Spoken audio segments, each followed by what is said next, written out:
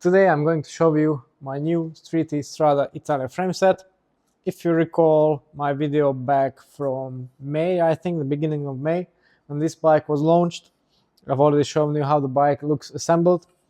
And now I have received my own frameset from 3T, so it's time to rebuild my road bike setup to the new one.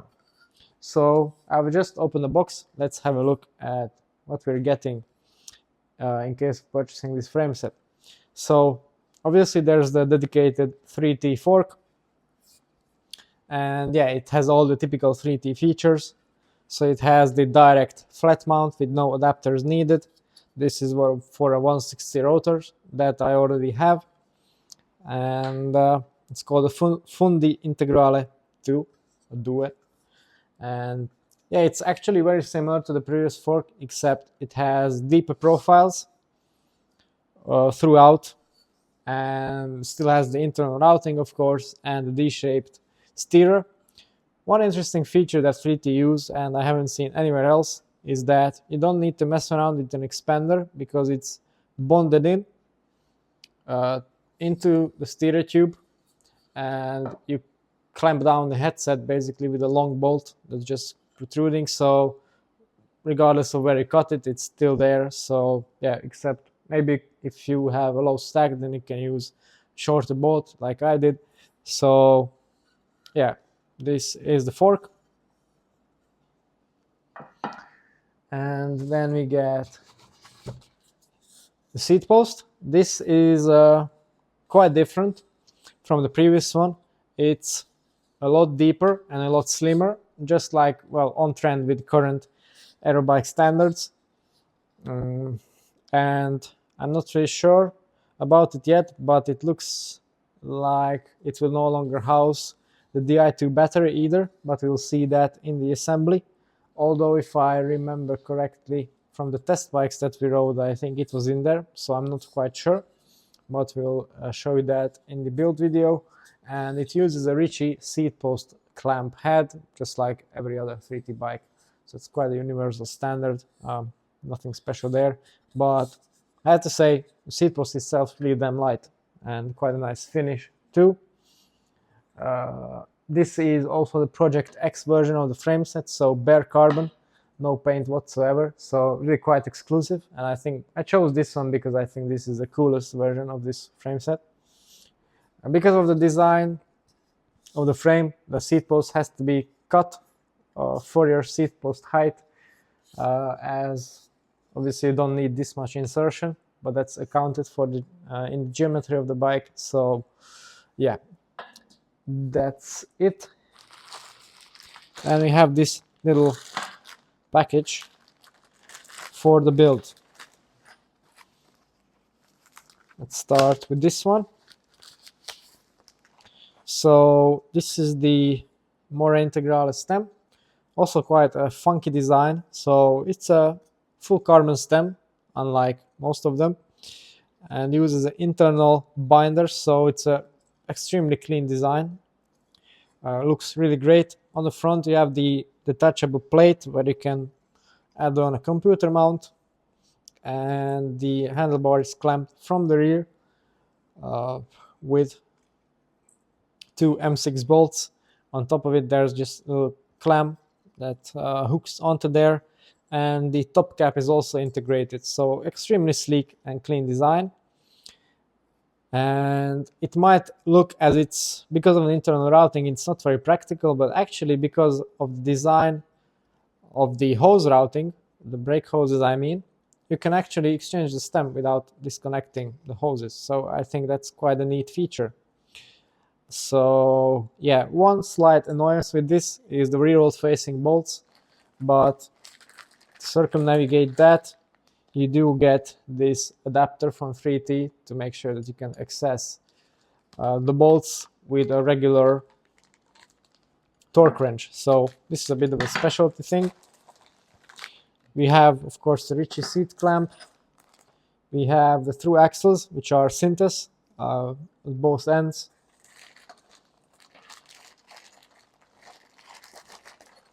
Yeah, this is the rear one. This is the front one. 3T says that they use these because they tend to be the stiffest available. Oh yeah, here we actually do have the battery mount for the i2, and it is for the seat post, so yeah, goes right into there. This is the internal binder for the stem, which goes under here. Actually, it's kind of similar to the system that Pinarello uses on their most stems. Well, not most stems, but you know, the brand most. So anyway, here we have the SRAM Universal Derailleur hanger, which is a new addition to this frame set. I think it's a good step, and I see many brands going into this direction. It just simplifies a lot of things and future-proofs your bike in case you will want to use SRAM's new transmissions. Here's another one of these tools, adapters. Not sure why you get two, but this is better to have too many than too little or too few.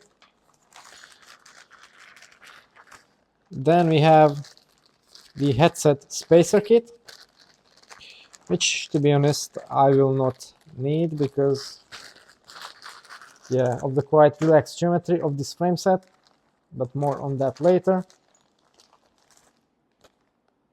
We have two more adapters and a few bolts. I believe these will be for, yeah, it looks like these will be for the bottle cages, but they're just regular steel bolts, so I think I'll use titanium ones that I have. And yeah, this will be the two bolts for the front derailleur mount. So I can use that, see that right here. Then we have an internal seat post binder for the Aero seat post, and there, it's kind of a rubberized cover that goes on top, so make sure you don't get any dirt on it. Then we have, yeah, the rest of the SRAM UDH just around here. Yeah, so that is now complete. I'm not really sure what this bolt is for, but we'll find out soon enough in the build process. More bottle cage bolts. Got some friction paste for the seat post and the stem, which also needs it. You get some protective tape for the chainstay and one more patch, I'm not really sure.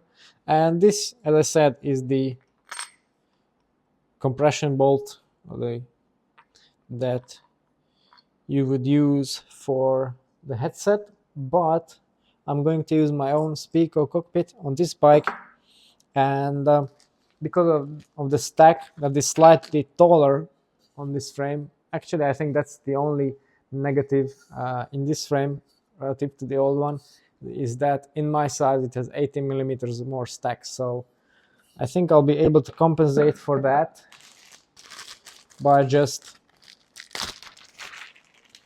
not using the transition spacer for the headset and just bolting down my cockpit straight on the headset bearing, because my handlebar allows, it also has a D-shaped internal section, so it allows for the brake hoses to be run inside it completely. So if all goes well, then this is how we will set it up, and then the position will be more or less matched, because the reach figure is just 1 millimeter shorter, so it's not something you can notice. So these are the small parts. You also get a bonus bottle cage. Yeah, so this is a really nice carbon one from 3T. I really like these. Nice hold on the bottle with secure and kind of a subdued design, so I do like this one.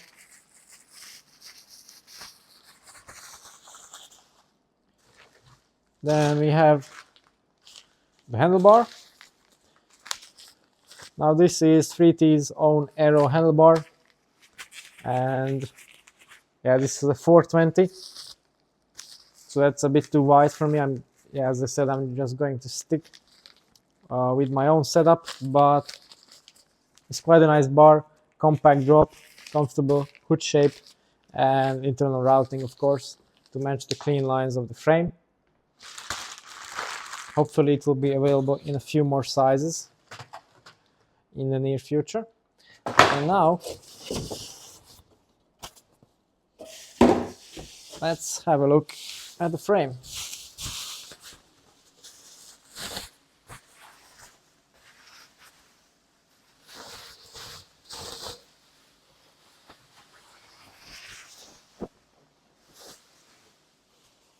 Yeah, so here it goes. Yeah, really, really lovely raw carbon finish.